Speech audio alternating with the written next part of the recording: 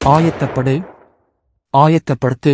ஆயத்தப்படுத்துதலுக்கான வேத வசனங்களை பார்க்கலாம். சகோதரரே, ஜீவனுள்ள தேவனை விட்டு விலகுவதற்கேதுவான அவிசுவாசமுள்ள பொல்லாத இருதயம் உங்களில் ஒருவனுக்குள்ளும் இராதபடிக்கு நீங்கள் எச்சரிக்கையாயிருங்கள்.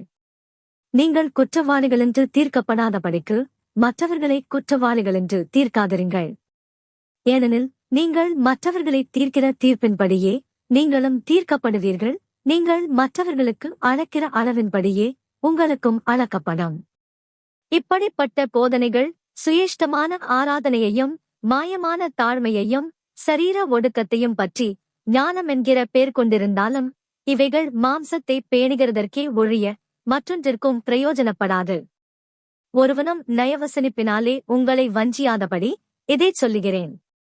ஆகிலும் ஆவியானவர் வெளிப்படையாய்ச் சொல்லுகிறபடி பிற்காலங்களிலே மனச்சாட்சியில் சூடுண்ட பொய்யருடைய மாயத்தினாலே சிலர் வஞ்சிக்கிற ஆவிகளுக்கும் பிசாசுகளின் உபதேசங்களுக்கும் செவி கொடுத்து விசுவாசத்தை விட்டு விலகிப் போவார்கள்.